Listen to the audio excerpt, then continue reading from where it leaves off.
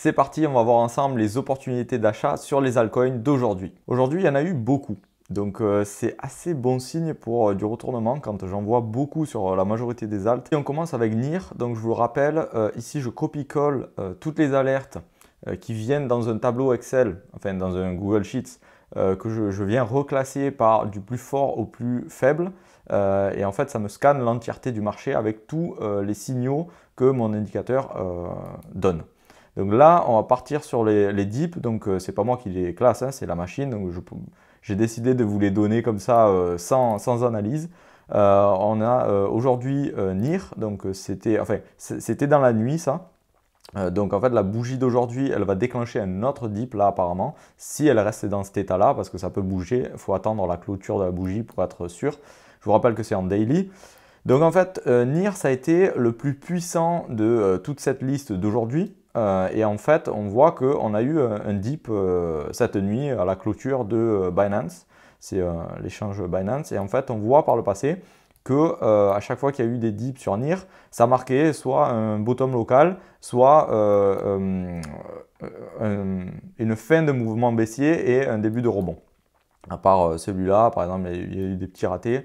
Celui-là, mais bon, les achats en principe sur NIR, ils étaient vraiment pas mal. Ici, pareil, pas loin du bottom ou le bottom ultime ici, avec un risque vraiment minime d'acheter ces prix-là pour un reward qui était énorme, 240%.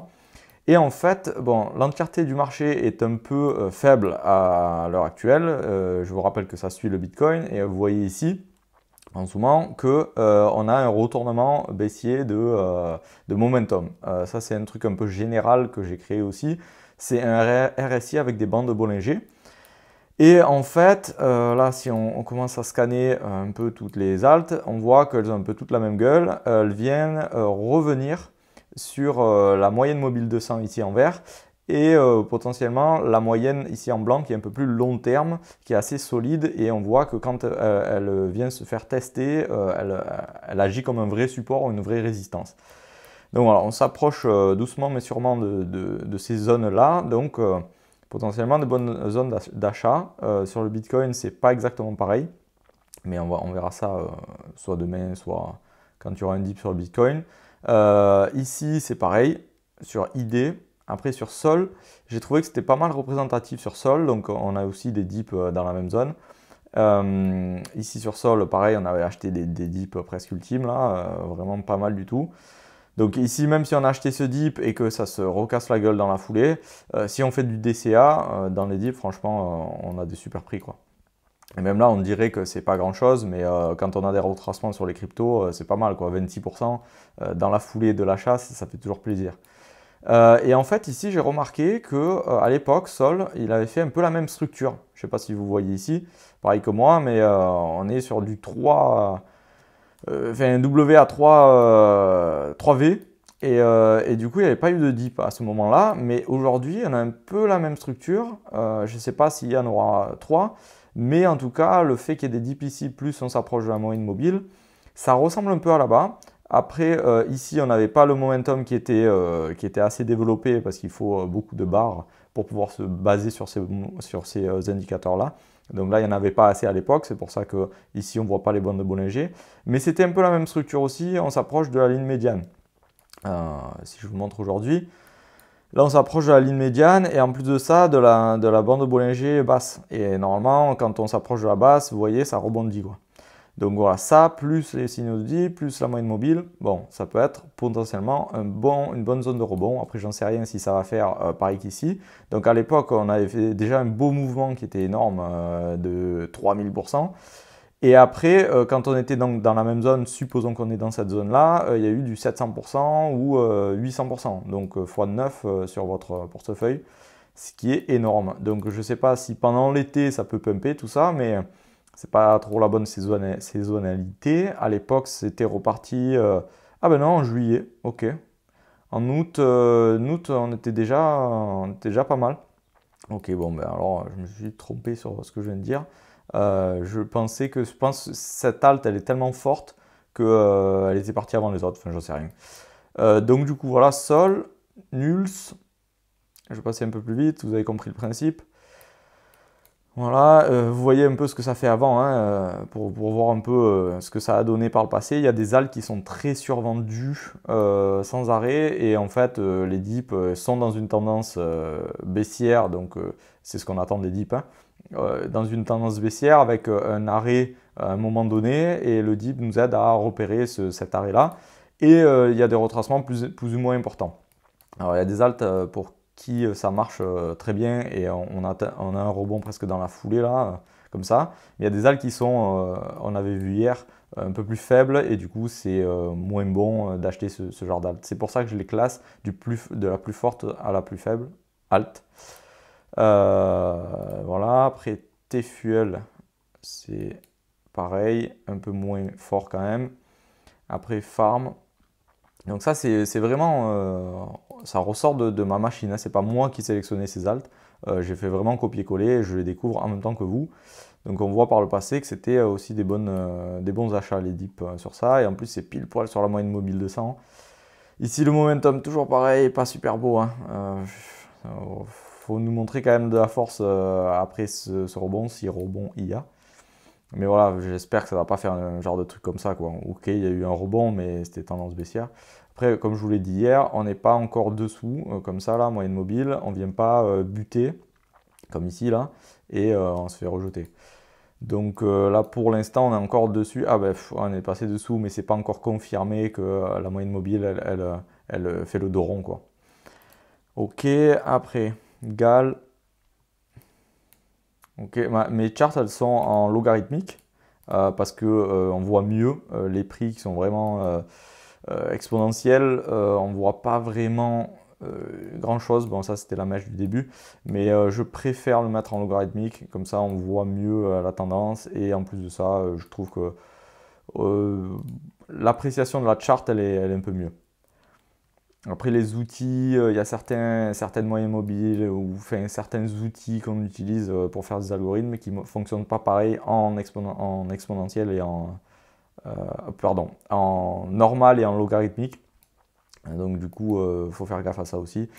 Il faut le régler sur le bon paramétrage. La Theta, ah oui, il avait fait un gros pump lui. Donc il s'est bien fait défoncer et on voit que là, ben, potentiellement on est au début de la tendance haussière comme ici, quoi, par exemple, ou ici. Enfin, c'est ce que je peux supposer en voyant ça. Mais la différence, c'est que quand même le momentum ici, là, il est quand même assez faible. Il est passé sous la barre médiane. Et ici, on n'avait pas ça, quoi. On n'avait pas ça. On n'était pas passé dessous. Et quand on est passé dessous, comme ici, les rebonds, ils étaient vite vendus, quoi. Et en fait, sur la chart, c'était le top. Et ça, c'était la distribution. Donc voilà, je ne sais pas si on est là et que ça a fait ça. Mais enfin, on peut faire de gros pourcentages quand même à ces niveaux-là. Mais bon, faut voir. Faut voir le développement de ce bull market, là. Si ça suit les stocks ou pas.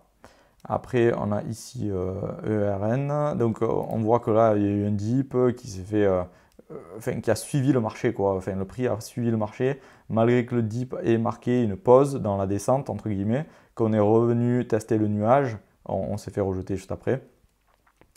Ça ne veut pas dire que enfin, cette zone-là, même si on a acheté là et qu'on s'est pris moins 25%, on peut très bien se faire. Enfin, si on avait fait du DCA ici, on peut être en positif dans pas longtemps, entre guillemets, si le marché se retourne.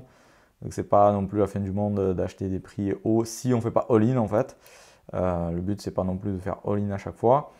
À part si vraiment on est dans une tendance vraiment haussière et qu'on a envie d'exposer tout son portefeuille à un moment donné, qu'il nous reste, je sais pas moi, 30% à exposer et qu'on voit que c'est vraiment haussier partout, pourquoi pas. Après là on a FTM, Phantom, donc c'est pareil, on revient sur la moyenne mobile de 100 à la mèche près là. C'est pareil, on est passé sur la ligne blanche ici. Ici on avait fait mine de la dépasser mais ça c'est pas passé. Pareil, le momentum, vous remarquez que c'est toujours pareil, sur toutes les altes à peu près. Il y en a quelques-unes qui se démarquent du lot. Ici pareil, cette structure c'est un peu mou. Voilà, il faudrait repartir assez vite. Sur Super. Après, on a NMR.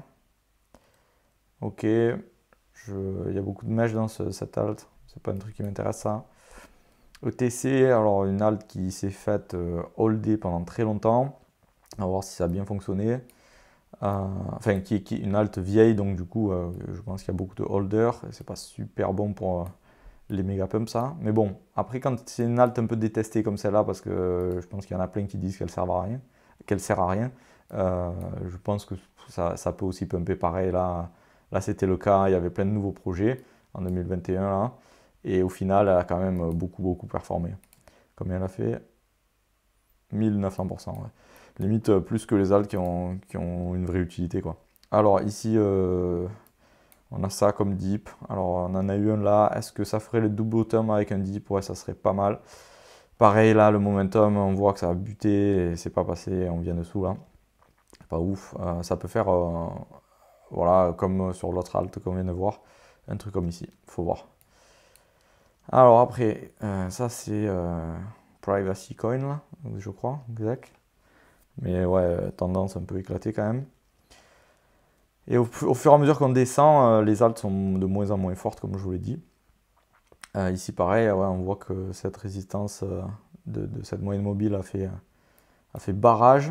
Alors, est-ce qu'on est là, juste avant, là? C'est la grande question. Est-ce qu'on est juste avant, ou alors celle-là, elle n'a pas décollé, c'était ça son bull market, quoi. Mais ouais, là, il y a moyen que potentiellement on soit vers ici, quoi, un truc comme ça. Faut voir. Cyber, Algen, Gala. Donc ça, c'est des trucs qui sont apparus hier, hein, comme je vous l'ai dit. Je le répète au cas où. ZRX, CLV. Ouais, la tendance baissière de fou. Introduction et en fait que du rouge, quoi. Dante. Donc en fait, les alts qui sont moins performantes, qui ont moins performé, elles ont une potentialité de rebond amoindrie, on va dire, parce que elles ont moins de force dans le prix, il y a moins d'acheteurs, il y a moins d'engouement, il y a moins de teams qui poussent le projet, mais ça peut quand même faire de gros pourcentages. Mais ouais, on n'est pas dans cette phase-là. Vous avez vu comme c'est rapide en fait un bull market, ça dure vraiment pas longtemps, 67 jours, donc vraiment pas longtemps du tout. Les sous ils se font vraiment dans un laps de temps très court. Il ne faut pas dormir à ce moment-là. Alors voilà, Quick on dirait qu'il fait un double bottom énorme. Alors on pourrait voir aussi les tendances en weekly, hein. Elles sont aussi pertinentes. Et en fait, on a un peu le même schéma sur toutes les alts ici. Donc en 2 semaines, on peut regarder aussi que la tendance s'est extraite d'un momentum baissier ici. Et en fait, quand on vient retester la ligne médiane ici des bandes de Bollinger, si on arrive à la tester comme il faut pendant l'été ou j'en sais rien, et qu'on arrive à repartir, là, ça sera un vrai bull market de fou. Et en fait, ça voudra dire qu'on était vers ici, quoi. On vient tester la moyenne mobile, je ne sais pas où elle était ici, mais voilà, après c'est parti en parabole. Donc ça c'était le 2 semaines, mais nous les signaux ils sont en daily. Alors oui, il y a aussi que les signaux quand ils se déclenchent sur des unités de temps supérieures sont encore plus forts, hein. Donc ça veut dire que quand on a vraiment un marché baissier, on ne se préoccupe plus des daily, mais on peut regarder aussi les weekly ou les 2 semaines. Et là, d'ailleurs, les 2 semaines, le weekly et tout, se clôturent dans 11 heures. Donc, c'est ce soir, quoi. Non, ce soir ou demain? Non, ce soir. Alors, ça, c'est plus les dips, mais c'est des chandeliers d'impulsion. Donc, ça peut être un chandelier d'impulsion qui marque en fait un top local et on vient se retourner de suite. Ou alors un chandelier d'impulsion qui peut marquer le début d'une tendance haussière. Ça dépend de la configuration du marché. Donc là, on a ça, je vous le montre quand même, mais c'est plus les dips, ça. C'est des alts qui se sont déjà retournées, qui ont entre guillemets déjà dippé et qui se retournent. Donc c'est potentiellement qu'elles sont un peu plus fortes que les autres. Donc Ray, lui, il a dippé il y a quelques jours avant tout le monde. Et là, est-ce que c'est juste un rebond qui marque un top local ou alors la continuation, on va le voir. Mais comme il y a beaucoup de dips sur beaucoup d'alt, plus le Bitcoin qui a l'air de holder ces niveaux-là, potentiellement c'est ça.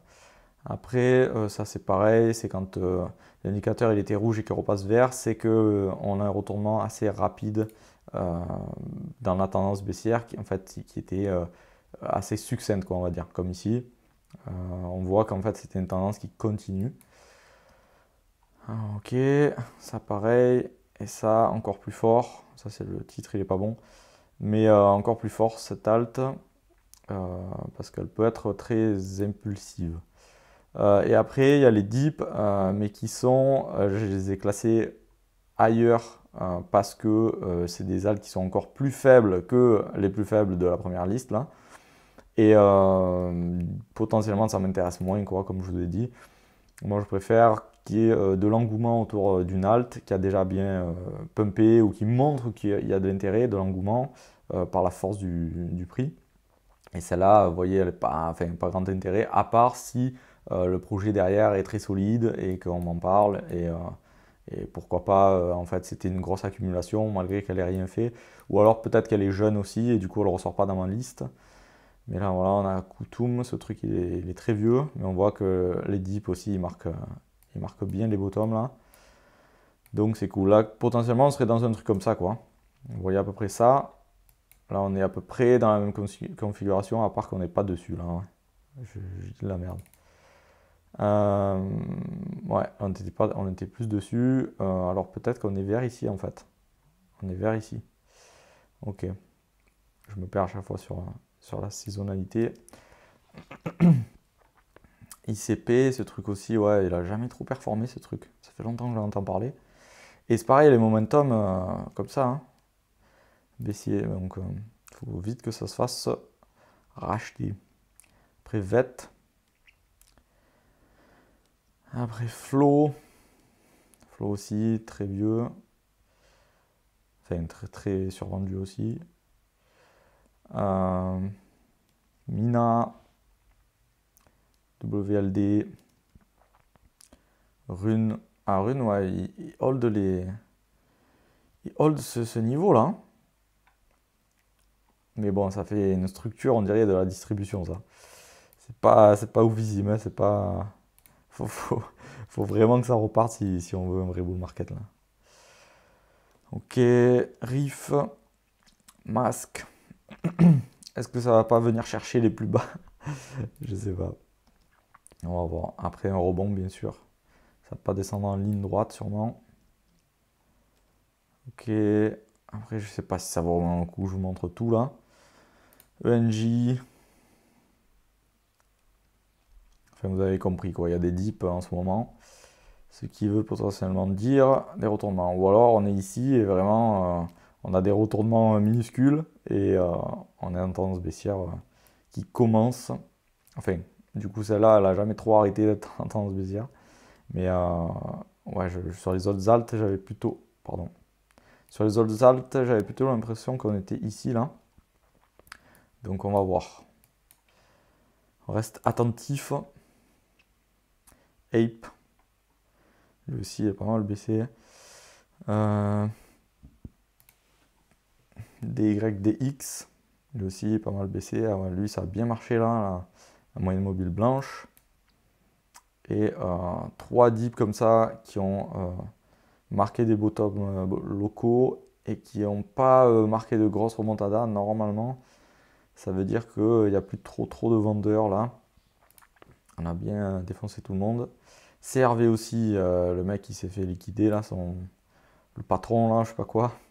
Mais franchement, c'était une alt, elle a jamais montré de force. Limite, les insiders, ils savaient déjà ici que ça allait faire faillite ou je sais pas ce qui s'est passé là. Il y a eu un problème sur le protocole. Alors, après FTT, ça c'est intéressant. Ce truc, il est pas mort alors que il a fait une chute comme Luna là. Si ces trucs, ça, en fait, ça vient se faire racheter là massivement par des gros et qu'on revient chercher des niveaux précédents, ça va être du grand n'importe quoi, 1400%. Je sais pas si c'est vraiment possible, je sais pas s'il y a eu de la dilution de tokens, je sais pas trop. Mais bon, tout est possible en crypto. Voilà, vous avez compris, j'ai fait un peu le tour. On va voir peut-être le BTC. Merde. Alors sur Binance, vous voyez qu'il est quand même assez fort hein, comparé au reste du marché des alts. C'est le BTC qui mène la danse. Je vous ferai une vidéo aussi pour voir la dominance. Bon, peut-être que je la fais maintenant. Alors BTC.D, la dominance de Bitcoin. Je sais pas pourquoi j'avais mis des trucs comme ça là. Mais en tout cas, on est potentiellement sur de retournements là. Donc ça veut dire si ça se retourne, c'est les alts qui vont prendre le pas. Mais on n'est pas encore ouf. Hein. On n'est pas encore ouf. Quand on est ici, on voit qu'on est encore assez fort, quoi. Donc faut voir si ça, c'était pas le top de la dominance et on va faire quelques mèches, mais on va commencer à baisser. Ce qui serait intéressant pour les alts, pour être honnête. J'espère que ça vous a plu. N'hésitez pas à liker et à partager cette vidéo. Merci beaucoup. À la prochaine.